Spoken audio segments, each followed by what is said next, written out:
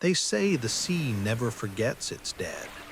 On quiet nights, sailors still whisper of a burning beard, a headless body swimming through black water, and a name that turned brave men pale: Captain Blackbeard. Welcome, friend, and thank you for being here tonight. Before we begin our story, I ask you to take a deep breath. Let the noise of the day drift away, and let the sea carry you into calm. If you enjoy tonight's tale, please remember to like this video, subscribe to the channel, and share it with friends and family who might also enjoy resting by the sound of the waves and the rhythm of a story. I would also love to know where you are listening from tonight. Please write it in the comments below. It is always fascinating because this story, though rooted in the waters of the Caribbean and Carolina coast, has found listeners across oceans, deserts, forests, and cities. To know that one legend of the sea can travel so far reminds us how small the world can feel when stories connect us. Tonight's story will bring you into the life of Edward Teach, better known as Blackbeard, the most feared pirate ever to sail the Atlantic. But his tale will not be told by me. Instead, you will hear it through the voice of Israel Hands, his close ally, who stood beside him in battles and saw with his own eyes the terror and the myth. So settle in, close your eyes, and let the tide of words carry you gently into sleep. Chapter 1. Stepping into Blackbeard's world. I am Israel Hands, once quartermaster and the most feared captain to ever sail. My life was bound to his ship, his battles, and the smoke that followed him wherever he went. They call him a monster now. Some swear he was born of smoke and flame, not flesh.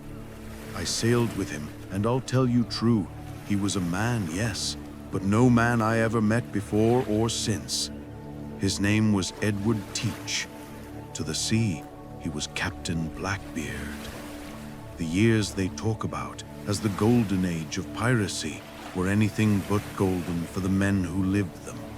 The time was the early 1700s, when empires clashed for sugar, tobacco, and slaves. Ships carried fortunes across the Caribbean and along the Atlantic coast, and the sea boiled with predators. Some were licensed killers, called privateers. Some were lawless like us. Yet only one carried such a shadow that even governors whispered his name as if it might summon him. I remember the first time I saw him on the deck of the Queen Anne's Revenge. He was tall, broad as two men, his beard dark as tar and hanging in braids down his chest. But it wasn't his size that froze sailors in place. It was the way he made fear into a weapon. He would weave slow matches into his beard, light them, and stand among the smoke. Sparks hissed around his face, glowing red through the haze. Men swore they saw the devil himself rise from the deck. To us, his crew, it was theater.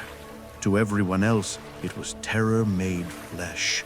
We worked the waters from the Caribbean to the Carolinas, and every place became a stage for his legend.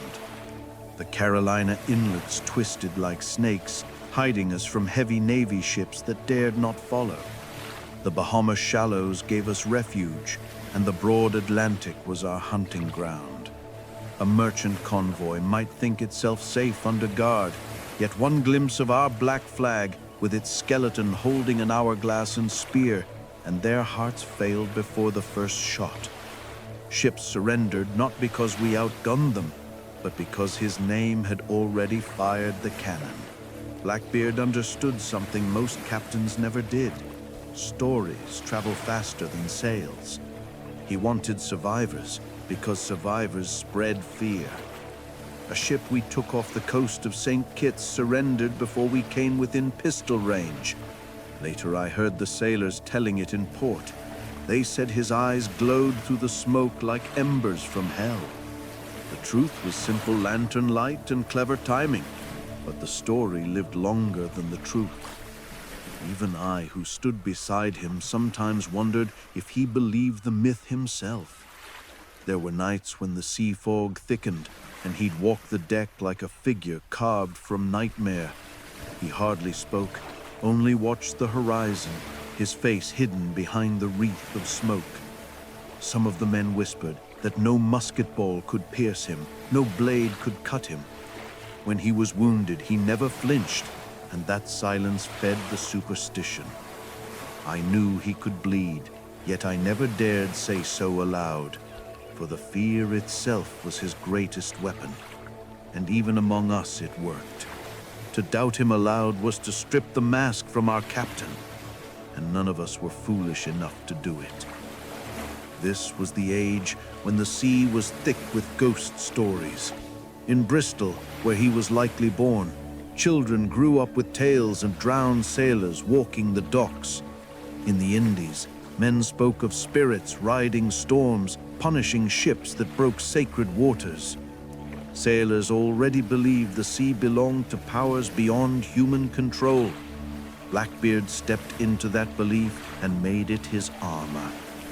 I can still see the Charleston blockade in 1718. We sealed the harbor with only a handful of ships, yet the town choked with fear as if an army had arrived. He stood at the rail that morning, smoke curling around him, while the governor's men begged for mercy. No cannon fired, no blood spilled, yet the city bent to his will. That day, I realized he commanded not just the sea, but the minds of men. Other pirates had more ships, more treasure, longer careers. Blackbeard Roberts captured hundreds of vessels, yet his name faded into ink on paper. Blackbeard reigned for barely 2 years, but here I am still telling his story. Why? Because he became more than a man. He became what the sea itself seemed to fear. I will not tell you he was invincible. I saw him eat, laugh, drink, and bleed like the rest of us. Yet when he walked into battle, wrapped in fire and smoke, even I felt something colder than steel at my back. He made us believe we were part of something greater, something untouchable. And once men believe that, they will follow you through any storm. So hear me now. Blackbeard lived as a man, died as a man, yet lingers like a shadow that will not lift. His story is more than dates or battles. It is the weight of silence before a cannon fires, the tremble of men staring at a figure they cannot understand. And I, Israel Hands, who served beside him, will tell you what it was like. Chapter 2. Edward Teach Before the Legend.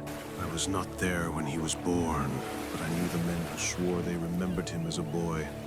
Bristol, England, that was the place. A city where the sea itself seemed stitched into the air. The harbor smelled of tar, fish guts, and wet timber, and the gulls screamed above as if echoing the cries of drowned sailors. It was there, they say, that Edward Teach first opened his eyes to a world shaped by tide and superstition. His parents kept a narrow house not far from the docks. His father was a sailor, hardened by years at sea, while his mother carried the weary look of a woman who had waded through too many storms. They raised him among whisperers, for in Bristol every street had a story of the sea. Children were told not to linger on the wharves at night, lest the spirits of drowned men catch them by the ankles. Edward grew up hearing that if you stepped across a ship's rope the wrong way, your voyage would end in blood. I heard one tale from a shipwright who claimed to have known young Edward well. He said the boy would sit on stacked barrels, listening to old sailors as if drinking their words like water. One man told him of a frigate swallowed whole by a sudden fog off Newfoundland, never seen again. Another swore that cannon smoke carried the souls of the fallen skyward, and that every shot was another ghost freed. Edward, they said, never laughed at these tales as other boys did. He asked questions instead, where the fog came from, whether a ghost could ride the wind, whether death at sea was different from death on land. Even at that age, he was tall for his years, with broad shoulders like he had been shaped for the weight of canvas and steel. The other children kept their distance. Some said it was because he had his father's stare, hard and steady, like a man already plotting his course. Others thought it was because he seemed untouched by fear. When a drowned sailor's body washed ashore, the local boys ran, screaming of curses. Edward stood among them, calm as driftwood, watching the corpse with an expression no one could read. His parents tried to steer him toward the safer trades. His mother wished him to clerk. His father thought he might apprentice under a merchant. But Edward wanted only the sea. He was not reckless, not wild in the way some boys were. He was deliberate. He knew the stories of cursed voyages, but he believed that men who survived them became something more than ordinary. He listened to tales of privateers, sailors licensed by the crown to plunder enemy ships during war. To him, these men were proof that fortune could be seized by hand, that power could be carved from fear. A ship's carpenter once told me a story of the boy at 12 years old. Edward had been seen sketching a skull on a piece of driftwood, carving it with a small knife. The carpenter asked him what it meant. Edward answered that sailors feared death more than cannon fire, and that if a man wore death on his face, he would never need to lift a blade. It was a strange answer for a child, but it stayed with those who heard it. Years later, when I saw him stride across the deck with slow fuses burning in his beard, I remembered that tale. Even before he sailed, he seemed to carry the sea's shadow in his walk. He did not speak much, but when he did, others listened. He learned knots faster than boys twice his age, and he moved through the rigging as if the ropes were part of him. Old sailors claimed they had never seen such natural grace aboard a ship. Some whispered it meant the sea had marked him early, claimed him before he had chosen it for himself. There were darker stories too. Men on the docks said his father drank hard, as sailors often did, and that Edward sometimes bore the marks of a heavy hand. But whether those marks left anger or simply hardened his resolve, no one could say. His mother was gentler, but even she seemed resigned to the idea that her son would never be anything but a creature of the sea. When neighbors asked after him, she would answer softly, "He is not meant for land." What I know for certain is this: Edward Teach did not drift into the life of a sailor. He walked into it with eyes wide open. He learned early that the sea was both cradle and grave, feeding men fortune and taking it away in the same tide. That knowledge gave him a calmness other men lacked. He did not see storms, corpses, or curses as reasons to fear. To him, they were proof that survival made a man different, stronger, untouchable. By the time he was grown, he carried the weight of those dockside stories in every step. The ghost tales, the superstitions, the warnings whispered by mothers to restless children. He turned them all into armor. To Edward, fear was a weapon, and he had been studying it since boyhood. And so when he left Bristol to fight in war and sail under the flag of privateers, no one who had known him was surprised. They only said the sea had finally claimed the son it had always wanted. Chapter 3. The transformation begins. When men speak of Edward Teach becoming Blackbeard, they imagine a sudden strike of thunder, a man changed overnight. But that was never the truth. The sea does not make monsters in an instant. It works slower, like water carving stone, shaping a man tide by tide until he is no longer what he once was. Edward began as a privateer, and that is where I must begin too. Queen Anne's War raged from 1702 to 1713, a conflict between Britain, France, and Spain that spilled across the Atlantic. To fight it, the Crown licensed private ships, privateers, to raid and plunder enemy vessels. They were pirates in every way except one. Their violence carried a royal seal. Edward was among them, serving aboard fast sloops that struck the Spanish like hawks descending on a flock. I heard him tell once of his first broadside, when the deck shook beneath the iron roar of the guns. The cannons spat smoke that wrapped the ship in a choking gray veil. An older sailor leaned close and told him the spirits of the dead were carried upward on that smoke. joining the battle even after their bodies had fallen. Edward listened, silent, watching the smoke drift skyward in curling fingers. He carried that belief with him long after the war was done, and I swear it changed the way he looked at death. It was in those years he learned the work of a fighting sailor, how to load and fire, how to cut a sail in the wind, how to board a ship in chaos with blade and pistol. But more than skills, he learned how fear worked. He saw men falter at the first blast of a cannon, their courage gone before the fight had even begun. He noticed how the strongest weapon was not always steel, but the image a man could cast. When the war ended in 1713, the privateers found themselves ashore with no purpose. The crown no longer needed them, and pay had dried to dust. Edward, like many others, looked to the sea once more, but this time under no flag but his own. He had seen enough to know that fortune was not given, it had to be taken, and so he crossed that thin line from privateer to pirate as easily as stepping over a rope on the dock. One story stays with me, told by a tavern keeper in Nassau. Edward, still young then, was sitting at a rough wooden table when a group of sailors argued over the black flags now appearing in the Caribbean. One man said the flags alone were enough to make crews surrender without a fight. Edward listened, his hand tracing idle patterns in spilled rum. He finally said, "Fear fights half the battle before you board." Those who heard him swore he said it not as speculation, but as if it were a law of nature. It was in that moment, perhaps, that Blackbeard was born. Not yet in name, not yet in fire and smoke, but in the thought that image could kill as surely as steel. He began to shape himself with intent, testing how men reacted to the cut of his gaze, the slow weight of his silence, the way he stood tall with arms folded like a judge awaiting sentence. The name itself, Blackbeard, was chosen with care.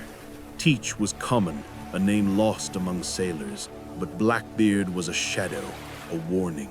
It conjured something larger than the man himself, a figure half mortal, half nightmare.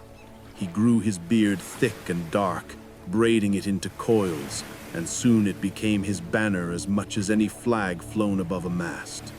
I remember the first time I saw him light fuses and weave them into his beard. They hissed and spat smoke, curling around his face until he looked less man than phantom risen from the deep. It was a trick, yes, but it was also more. He had understood since those days of cannon smoke that men believed what they saw, even when it frightened them. He did not simply fight battles, he staged them, turning fear into a weapon sharper than any cutlass. One evening when we camped on the sands of New Providence, I asked him why he wore the smoke. He stared at the fire for a long time before answering. Men fear death most when they see it walking towards them, so I let them see. There was no boast in his voice, no smile, only a calm certainty. To him, it was not play acting, it was warcraft. And so Edward Teach, privateer, became Blackbeard, pirate. The transformation wasn't a single day, not a single act. It was a series of turns, like knots tied one after another until the rope holds fast. The war had given him weapons, the docks of Nassau had given him purpose, and his own mind had given him the vision of how terror itself could be sailed like a ship. By the time I joined his crew, he was already more than a man in the eyes of others. Whispers followed him from harbor to harbor, telling of a bearded giant who burned like a demon and fought like a storm. But to me, he was still Edward, quiet, deliberate, always watching. The difference was this: the sea now knew his chosen name, and once the sea speaks a name, it does not let it go. Chapter 4. Terror Made Flesh. I have seen many captains in my years at sea, men built hard by wind and salt, None ever filled the deck the way Edward Teach did. When you stood in his shadow, you felt small, like a child staring up at a church wall. He was near 6'4", broad across the shoulders, with arms that looked carved from rope and oak. Among sailors, where the average man rarely stood above 5'6", he was a giant, and giants drew whispers. I remember the first time I saw him step ashore in Nassau. His boots struck the dock with a steady weight. Not hurried, not loud, just measured. The crowd parted without a word. It wasn't only his size, it was the beard. Thick, black, unbroken. It fell across his chest in coils like sea snakes. He tied the ends with colored ribbons, bright against the darkness, so that the strands swayed in the wind like living things. Sailors spoke of them as serpents that carried whispers from the underworld. I tell you plain, when the sun struck those ribbons, it was hard not to think the man half demon. But Edward was never content with height or beard alone. He knew appearance was a weapon, sharper than steel. In battle, he wove slow-match fuses, lengths of cord soaked in saltpeter, into his hair and beard. They smoldered when lit, glowing red and spitting thin smoke that curled across his face. Picture it, a towering figure, eyes gleaming through a haze of fire, smoke, and sweat, striding across the deck with pistols strapped across his chest. He looked less man than phantom, as if the sea itself had breathed out its fury and clothed it in flesh. I'll give you a memory that stays sharp in my mind. We were off the coast of St. Vincent, bearing down on a French merchantman. The sky hung low with mist, the sea rolling black beneath us. As we closed, Edward lit the matches in his beard.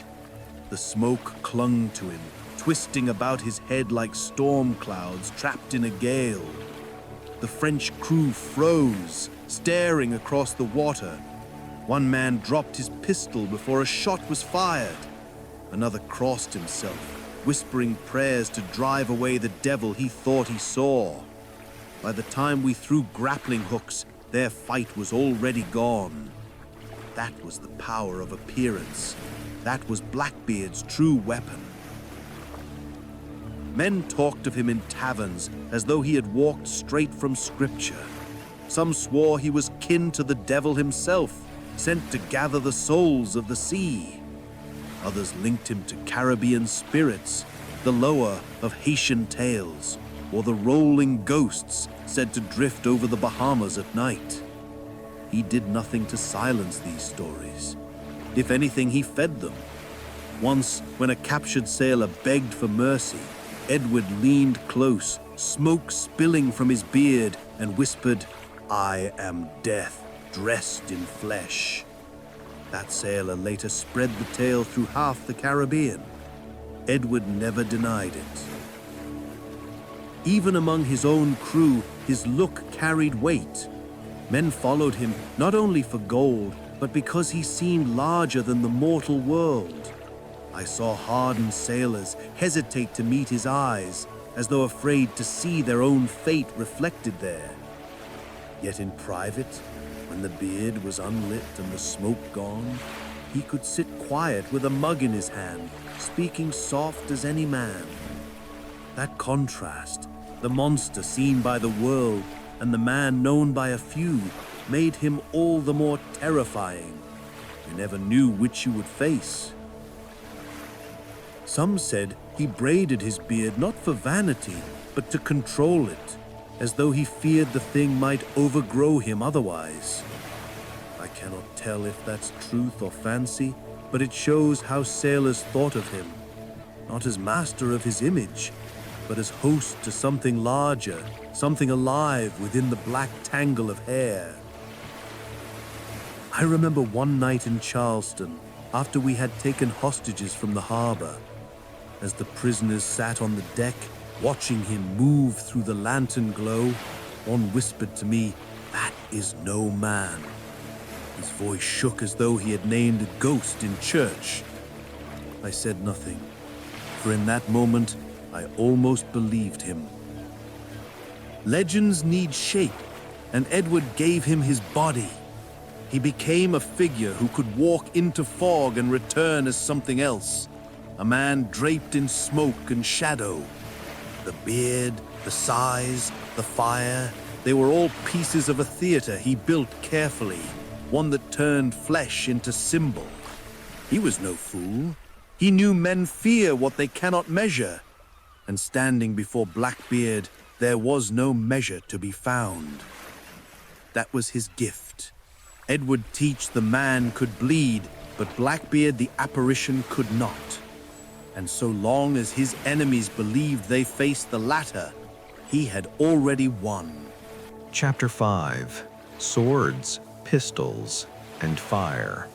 You can tell a lot about a captain by the tools he carries. Some keep a single blade polished bright, others prefer muskets at the shoulder. Edward carried them all, and when he strode into a fight, he seemed to bring an armory with him. Yet it was not just the iron and powder that mattered. It was the way he used them, weaving weapons into the theater of fear until his enemies swore he wielded more than human strength. His cutlass was his heart.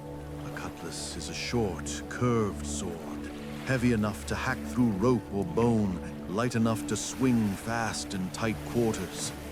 Edward's gleamed like new coin even after months at sea, the curve catching moonlight when he raised it high. Men said it looked like the scythe of death itself, swung to harvest souls. I watched him once in the Carolinas when a sloop's captain tried to stand against him. Edward met him in the smoke, their blades sparking. Then with one sweeping cut, he split the man's saber and struck him down in the same motion. The sailors who saw it whispered afterward that no mortal blade could resist his. That story carried across the coast faster than any cannon shot. Then there were the pistols. 6 of them, always strapped across his chest, their brass shining even under powder soot. Most men carried 1 or 2. Reloading took long, often 30 seconds or more, too slow for the chaos of battle. Edward solved that by carrying many. He would fire one, drop it, and draw another, moving forward with smoke rolling from his beard and shots cracking like thunder. To his enemies, it looked endless, as if pistols appeared from the very smoke around him. I saw him once face a Spanish guard ship, climbing aboard with fire in his beard and pistols blazing. The Spaniards swore afterward he must have carried 12, for the shots seemed without number. But I counted 6. That was the trick. When fear grips you, 6 shots sound like 60. And if pistols and sword failed, he had more. Grenades, small clay pots packed with powder, nails or lead, he carried in a leather bag. He would hurl them across a deck, sparks trailing, and they burst with screams of metal and fire. I remember one fight off Bermuda when a merchant crew tried to barricade themselves below. Edward smashed open the hatch and tossed grenades down the dark. The blasts roared like cannon in the belly of the ship. By the time the smoke cleared, the crew crawled out weeping, begging to surrender. After that, stories spread that Blackbeard carried the power of storms in his hands. But his greatest weapon was not steel or powder. It was the ship herself. The Queen Anne's Revenge was a French slave vessel before Edward captured her in 1717. She was tall, heavy, bristling with 40 cannons, built to carry hundreds of chained men across the Atlantic. Under Edward, she moved with a speed that frightened sailors who knew her weight. Captives later swore the ship obeyed him like a beast bound by spell. I remember one night off Martinique, when a storm fell sudden and violent. Waves rose like black cliffs, tearing masts from smaller ships.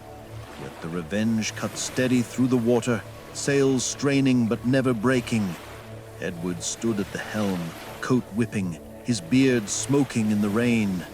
Some of the crew crossed themselves, certain no ship should ride a storm like that. From then on, whispers said the Revenge had a will of its own, and that Edward was not her captain, but her master. What struck me most was that his weapons never failed him. Pistols fired in rain, cutlass struck without dulling, grenades burst at the perfect moment. Sailors began to believe he carried charms, talismans against misfire or bad luck. I once heard a French prisoner swear that Edward's pistols were blessed by priests of the devil. Others claimed he sharpened his cutlass with stones pulled from graveyards. I cannot tell you if these were lies, but I can tell you the weapons worked when it mattered most. And when men believe your tools are enchanted, they break before the fight even begins. There was a raid near Spanish Florida when this became clear. Edward faced a line of soldiers on the beach, their muskets raised. He strode from the surf, water dripping, beard aflame, pistols ready. They fired. The smoke cleared to show him untouched, still moving forward, returning shot for shot. Later we learned the sand had spoiled their powder, but to those soldiers it seemed no ball could strike him. That tale carried far, and soon he was spoken of not as man, but as a storm given flesh. To us who sailed with him, his weapons were tools, yes, but also a part of a play. He dressed them with smoke and fire, the way an actor dresses words with voice. He knew fear could break men faster than blade or ball, and he played it like a fiddle. A man who fights your body may win, but a man who fights your mind wins before the blade is drawn. Edward knew this better than anyone. So, when people now ask why Blackbeard became legend, I tell them of the cutlass gleaming like a reaper's scythe, the pistols blazing without end, the grenades roaring below decks, and the great ship rolling forward as if alive. Those weapons made men fear him, but it was the way he turned them into myth that made men remember. Chapter 6: Bonds of Fear and Loyalty. A pirate ship is a kingdom without land. Men live by the rope, the sail, and the sword. On such decks, loyalty is thin, for hunger and greed can twist even a brother's heart. Yet Edward held us in a grip tighter than chains. Some called it fear, others fascination. For me, it was both. I sailed with him, and I saw how he bound men like a tide pulling ships against their will. He had a way of watching you that felt heavy, like he already knew your thoughts before you spoke. A French gunner once told me that Blackbeard's eyes burned through smoke like coals in the dark. The man said it was impossible to lie to him, that a false word would dry up in your mouth. Whether true or not, I never once saw a sailor try deceit with Edward. Men feared betrayal, not only for the punishment, but for the curse they believed would follow. There was a saying among us, "Cross him once, and the sea will take you twice." I watched men repeat those words like a prayer before battle. I remember one night off North Carolina, when a young sailor named Briggs spoke openly of leaving the crew. He wanted to slip away at the next port, tired of blood and smoke. Word reached Edward, and he called the lad forward before us all. He did not strike him or hang him as other captains might. Instead, he placed a pistol in the boy's hands and said, "Calm and steady. If you wish to go, you must walk across the deck alone tonight." The deck was lined with men silent in the lantern glow. Briggs tried, but halfway across his knees gave out and he wept. Edward took back the pistol, set a hand on the boy's shoulder and said, "Then you are mine." Briggs never spoke of Levin again. Some say Edward bewitched him that night. I think it was worse. He bound the boy's will to his own, with fear wrapped in mercy. Many believed Edward carried a fate that touched all who served him. I myself felt it, as if storms bent for his sails and powder never spoiled in his guns. Once in Nassau, I heard a dying sailor curse another for speaking ill of him. "Mark me," the man rasped. "No traitor to Blackbeard sleeps long beneath the sun." Weeks later, that traitor was found drowned, face swollen, though the sea had been calm. The story spread faster than gold, and from then on, men swore no one could betray Edward without the sea itself rising to punish him. Yet he was not cruel to all.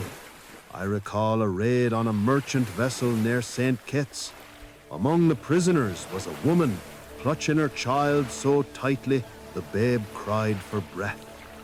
Some captains would have sold them both or worse, but Edward knelt down, touched the child's cheek, and ordered the woman free. "No fare for you," he said. The crew whispered afterward that he could read souls, sparing those he saw as innocent. That woman later told island folk that she had been touched by something not of this earth. Such tales gave Edward a power beyond guns, for people began to think he could see into hearts. Then there were the wives, or the stories of them. In Bath, North Carolina, he was said to have taken a local girl as his bride, though some swore it was only for show. In other parts, women told of him appearing at their door by night and vanishing by dawn, like a shadow slipping back to sea. Some claimed he had as many as 14 wives, though I never knew the true number. The strangest tale I heard came from a tavern keeper's daughter, who swore Edward left no footprints when he stepped from her room at sunrise. She believed she had lain with a spirit wearing a man's shape. Whether these stories were born of truth or fear, they spread his legend deeper into the land than his sails ever reached. For us aboard the Revenge, life was bound by him. I once asked a quartermaster why he followed Edward so faithfully. The man spat, then said, "Because he carries us where no other dares. Better the devil that wins battles than the saint who loses them." That was the truth of it. Edward gave men fortune, and in return they gave him souls.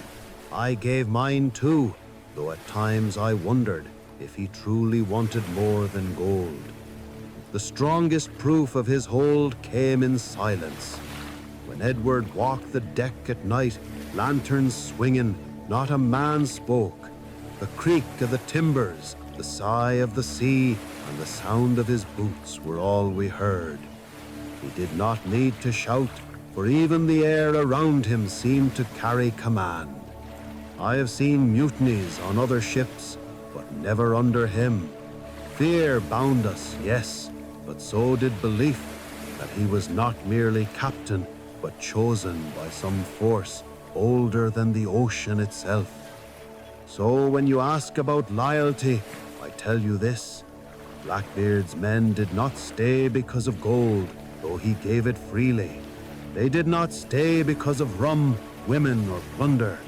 They stayed because Levin seemed impossible, as if the sea itself would swallow any man who tried. That was his greatest weapon of all. Not the cutlass, not the pistols, not the fire in his beard, but the way he made men believe their fate was tied to his own. And perhaps it was. Chapter 7: Intellect, Strategy, and the Supernatural. A captain's strength is not in his blade, but in his mind. Edward knew this better than any man I ever sailed under. He did not charge recklessly like fools chasing smoke. He thought, and he set traps as if the sea itself bent to his will. I recall one morning near Ocracoke when a merchantman twice our size blocked the channel. Most would have fled, for her guns outnumbered ours 3-1. Edward ordered silence. He studied the tide, watching the water drag backward into the marsh. He spoke calm, like a preacher, and told us to hold. When the merchant captain advanced, his keel struck mud, locking him fast. Edward signaled us forward, sails cutting through mist. The enemy fired only once before we fell upon them, guns striking from both sides. Some swore he had known the ground would catch that ship before it even sailed. I saw it with my own eyes, and I could not explain how. Fog was another weapon he wielded. In the Florida Straits, we stalked a convoy of Spanish treasure vessels. Thick gray rolled across the sea, hiding all but the nearest mast. Edward ordered no lanterns lit, no sound above a whisper. We drifted close enough to hear prayers on the enemy deck. At his mark, torches flared, and our guns split the silence. The Spaniards swore ghosts had come through the fog, for no mortal ship could approach unseen. I still remember their faces in the cannon flash, fear greater than steel or fire. His composure unsettled men as much as his fury. During a parley with a Boston merchant, Edward stood calm while a pistol was pressed to his chest. He did not flinch nor raise his voice. Instead, he leaned close and whispered so only the merchant heard. The man's hand shook, and he lowered the weapon without a shot. Later, he swore that Edward had spoken his darkest sin aloud, something no stranger could know. The tale spread, and merchants began to believe he carried secrets from the devil himself. There were moments when it seemed Edward knew the future. In one raid near Jamaica, he told us before dawn that 2 sloops would arrive by noon. True enough, before the sun had reached its highest, sails rose on the horizon. He gave the order to flank them, striking from both sides before they could raise their guns. Men whispered that unseen voices warned him of enemy plans. Some believed it was the drowned souls of sailors feeding him knowledge from the deep. I remember the way he carried himself in battle. Cannon roared, muskets sparked, timbers splintered, yet Edward stood at the rail like stone. His face was calm, almost serene, as if death itself had no claim on him. Once, a musket ball tore through his hat, grazing his scalp. Blood trickled down his brow, but he smiled and kept speaking orders as if nothing touched him. For the men watching, it was proof. Proof that he could not be killed. Some said he had bargained with darker powers, trading his soul for invincibility. There is one night I cannot forget. Off the coast of Martinique, a storm drove us hard against the waves. Lightning split the sky, and the sea rose higher than the masts.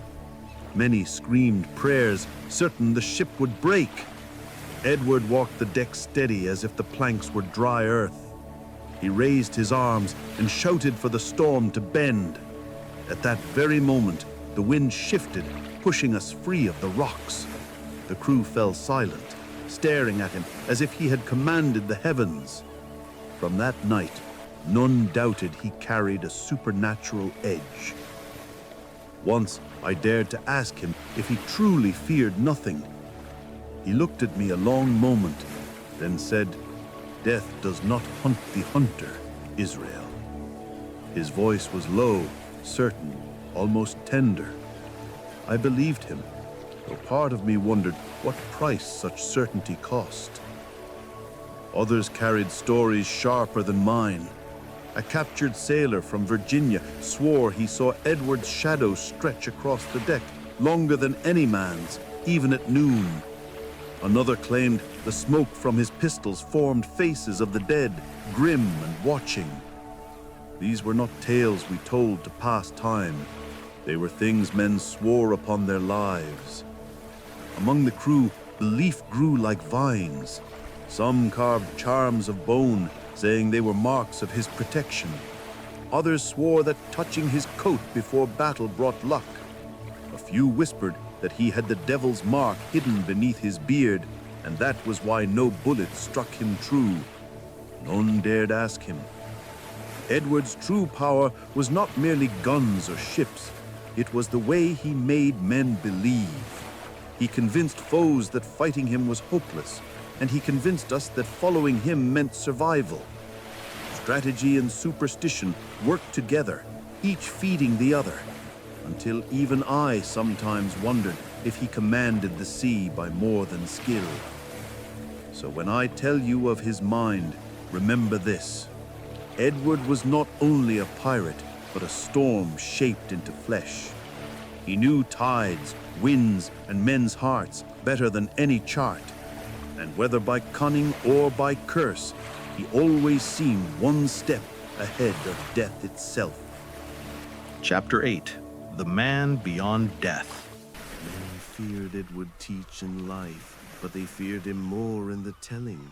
Death did not end his story, it only scattered it like sparks on the wind. Every port from Kingston to Boston carried a different tale, each sharpened to make him larger than flesh. I sailed with him, and even I cannot tell where the truth stops and the legend begins. They said he drank rum laced with gunpowder, thick and black as tar. The powder hissed as it sank in the cup, smoke clinging to the rim. Sailors swore it burned his throat and hardened his blood, turning him into something more than mortal. I saw him raise such a drink once in Charleston. He downed it in a single swallow, and the men cheered as if watching a ritual. Some whispered he drank not for strength, but to bind himself with fire and smoke, same as his matches. After that night, many carried the tale that no bullet could pierce a man with powder already in his veins. Others feared his beard more than his pistols. Black and thick, it grew like a living thing, reaching to his chest in ropes. He braided it with colored ribbons, though men whispered of darker knots hidden inside. A prisoner once claimed he saw bits of bone and silver worked into the braids, charms to ward off blades and curses alike. Another swore he smelled herbs burning when Edward passed, as if the beard itself smoked with secret fires. These stories spread fast, until men muttered prayers when they glimpsed the braids moving in the wind, calling them serpents guarding their master. Then came the treasure stories, always treasure. Some swore he buried mountains of silver and gold on islands where maps were useless, the land shifting like dreams. The fishermen near the outer banks claimed he dug into a dune and found coins marked with Spanish crosses. Before he could lift them, the sand collapsed, filling the hole as if the earth itself fought to keep the hoard hidden. He never returned, saying the spirit of Blackbeard had cursed him for trying. To this day, men whisper that his ghost guards what he left behind, punishing the greedy with storms, madness, or worse. But no myth spread wider than the one of his death. They said he could not be killed by one man, nor even two. It would take many, each strike carving away a piece until the body itself gave out. Some said 13 wounds brought him down, others swore it was more. I heard numbers climb with each retelling, until men claimed he took 20 bullets and half as many cuts before he fell. His end became proof of what he always claimed, that death feared him as much as men did. Yet the strangest tales rose not from life, but what followed. They said his ghost walked Ocracoke, headless, searching the surf for its lost body. Fishermen swore they saw a figure rise from the water at dusk, Blackbeard flowing like smoke, though no head sat upon the shoulders. Others claimed his skull burned red in the waves, glowing like a lantern beneath the tide.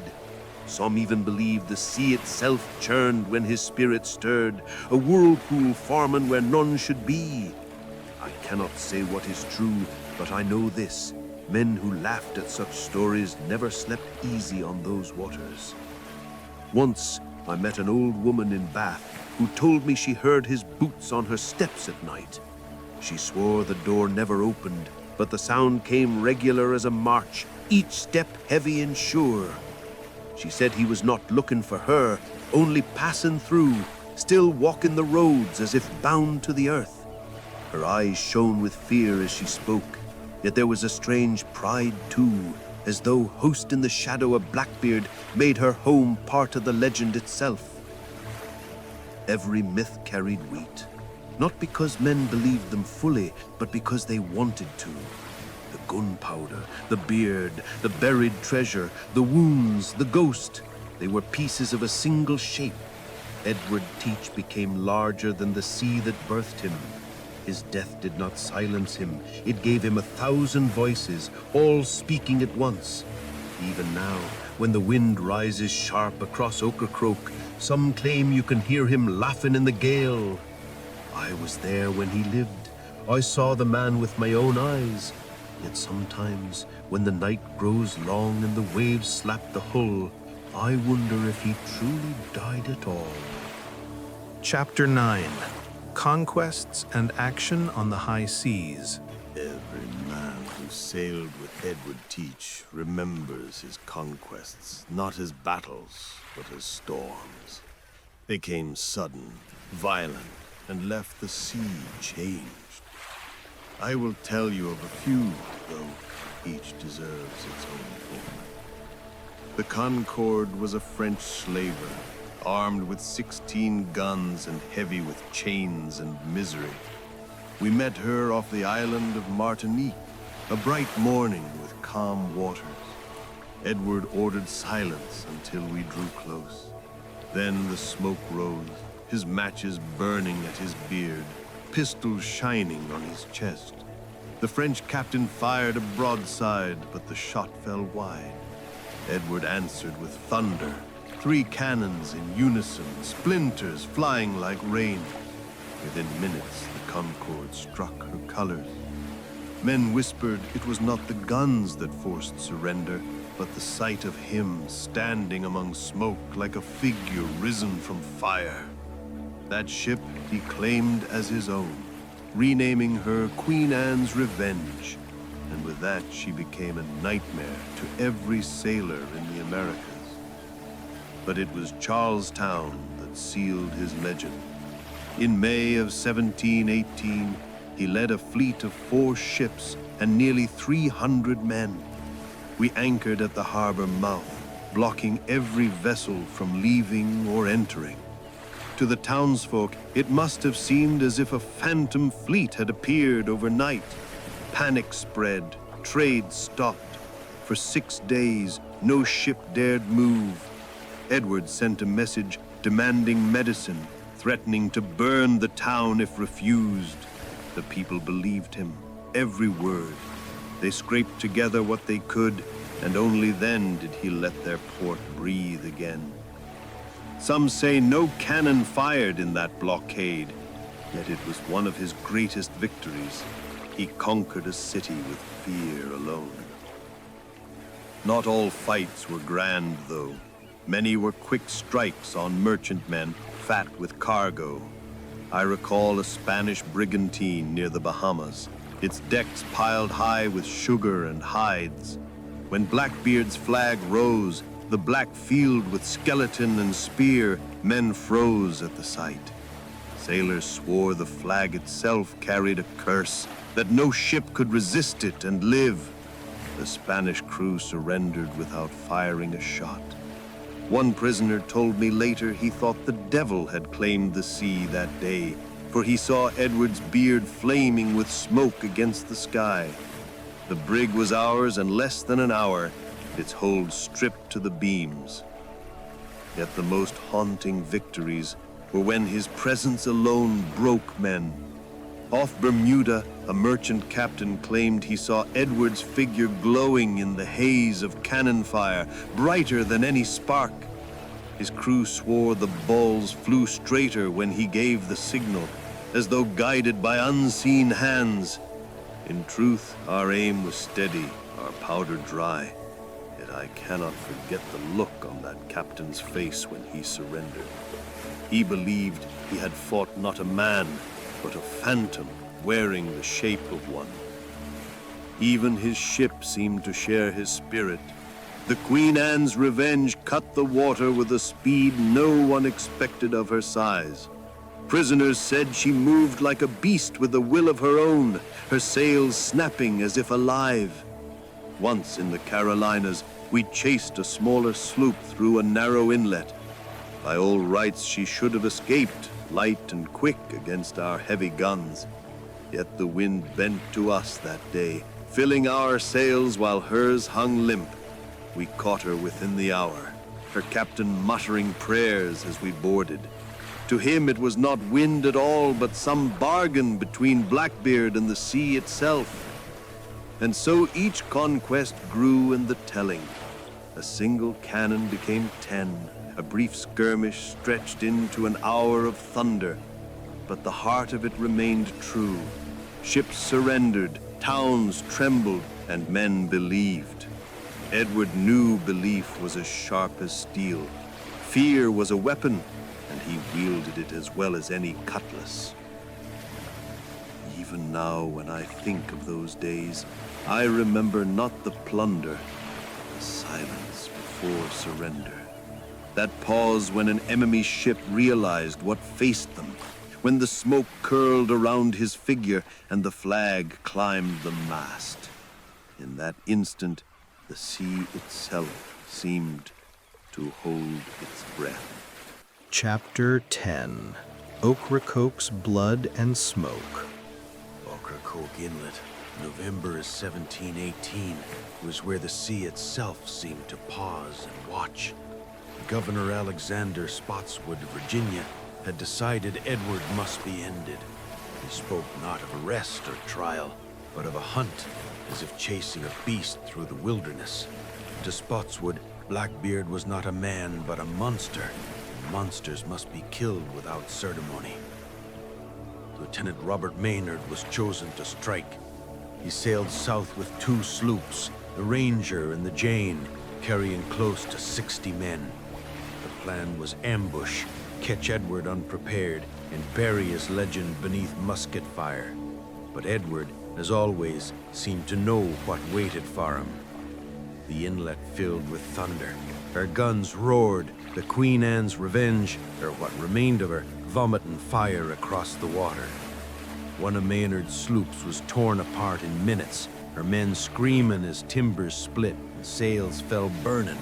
Still, the Jane pressed on, closing the distance. Edward stood on the deck in a storm of smoke, his beard lit with slow matches, pistols shining at his chest. To us he looked not mortal, but conjured, like a figure born of powder and flame. Maynard's men lay hidden below deck, their trick planned in silence. As we boarded, expecting corpses, they surged out with swords and pistols. The decks became a slaughterhouse. Muskets cracked at point-blank range, cutlasses clashed, and the air grew so thick with powder smoke that shapes moved like shadows in fog. I saw Edward strike down a man with his cutlass, the blade flashing like a crescent moon. Another he shot through the chest, smoke curling from the barrel as though his pistol had spat out a soul. They cut him, stabbed him, shot him, but he did not fall. Witnesses later counted 5 bullets and more than 20 cuts upon his body, yet still he fought. He swung his blade with both hands, roaring words no one could understand, as if speaking to something beyond men. I swear his eyes glowed in that smoke, not with fire, but with a kind of endless defiance. Men began to falter, convinced he could not be killed by mortal hands. It was Maynard himself who struck the final blow. Some say pistol, some say cutlass. I only know Edward staggered, then turned as if to laugh, and at last collapsed. His body fell heavy upon the blood-slicked deck, his weapons scattering like broken charms. What happened next no man can agree upon. Maynard ordered his head taken for proof. They severed it, black hair fallen loose, and hung it from the bowsprit as a trophy. Yet men whispered, swore with trembling hands that the headless body did not lie still. Some said it rose, walked the deck with arms swinging, and then pitched into the sea. Others claimed it swam 3 times around the ship before sinking, as if searching for the head stolen from it. Colonial records speak of these things with careful words, unwilling to call them true, yet unable to deny them. Maynard himself admitted Edward endured wounds no ordinary man could bear. The reports balanced fact with disbelief, like men writing about a storm that broke ships but left no wind. They killed a body, perhaps, but were never sure they had killed the legend. I stood on that deck with smoke in my lungs and blood on my hands, and I can tell you this: Edward Teach did not fall as men fall. He went down like a fire dying, sparks still leaping as the embers cooled. And though his head swung from Maynard's bowsprit, every man aboard felt uneasy. The sea was too still, the air too heavy, as if waiting for something that had not yet ended. Even now sailors whisper that he lingers at Ocracoke. Some claim to hear splashing in the night, though the water lies calm. Others see a figure rising from the foam, headless, searching the waves with hands outstretched. I have heard men pray when they pass that inlet, fearing he will climb their decks to finish what death denied him. So ended the man the colonies called Blackbeard. But for those of us who sailed with him, the story never ended. We saw him bleed, we saw him fall, yet in memory he still stands. A man who fought 60 against 1, who laughed through smoke and fire, and who died only after the sea itself had watched long enough. Chapter 11. Blackbeard's Legacy. Edward Teach's years as a pirate numbered barely 2, yet his shadow has lasted centuries.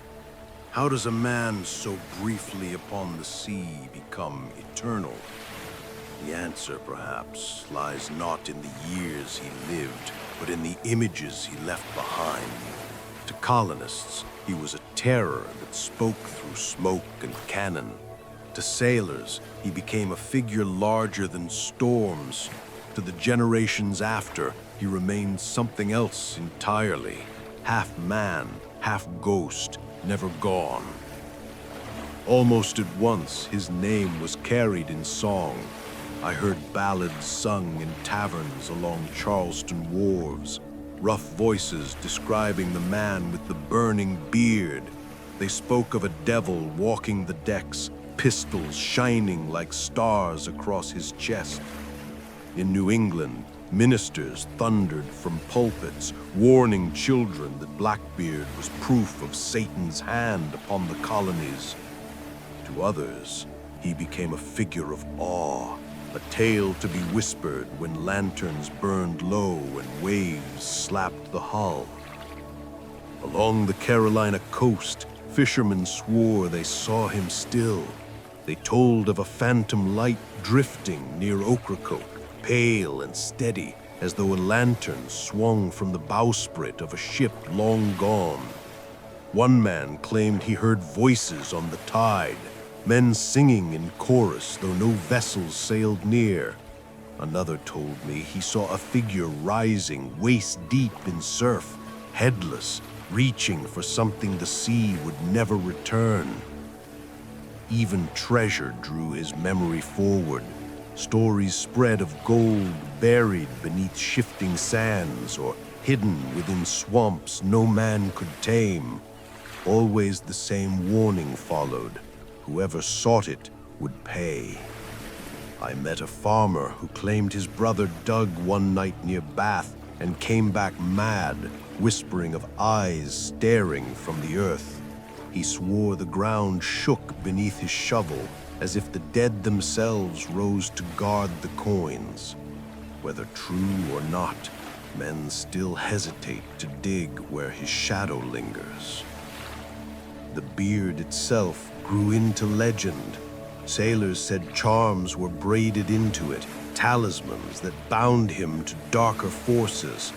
Others whispered that a single hair from it could curse a man for life. Mothers frightened children with it, telling them to behave lest Blackbeard's beard glow again and reach for them in the dark. To many, the beard still burned in nightmares, curling smoke across their sleep as if the match cords had never gone out. But what I remember most is the way people could not agree on him. To some, he was the blackest soul that ever breathed. To others, he was a figure of wild freedom, a man who made the sea his own until the land rose against him. Colonial records list him as a criminal, yet the same papers retell his death with awe, noting every wound as if writing about a storm breaking ships. The years have not dimmed him. Each telling adds another layer, another myth, another sighting. Sailors speak his name with respect, even now, as though the sea might hear and stir. Children still whisper about his ghost swimming headless beneath Ocracoke's waves. And always there is the same feeling, that he did not end when Maynard raised his sword, that he lingers, waiting, watching. I sailed with him, and I will tell you plain, he was a man of flesh, strong and cunning, quick to laugh and quick to strike. But I cannot say he was only that. There were moments when he seemed more, as if the sea itself had claimed him. I have seen him step through smoke with bullets striking yet not stopping him. I have heard him speak words that silenced crews of hardened men. I have watched storms bend as though waiting for his command. And so his legacy is this, both man and myth, both pirate and phantom. He was remembered as the deadliest pirate who ever lived, yet also as the most haunting ghost the sea has ever known. 2 years of fire and centuries of shadow. That is the measure of Edward Teach. When I think of him now, I do not see the head upon Maynard's bowsprit.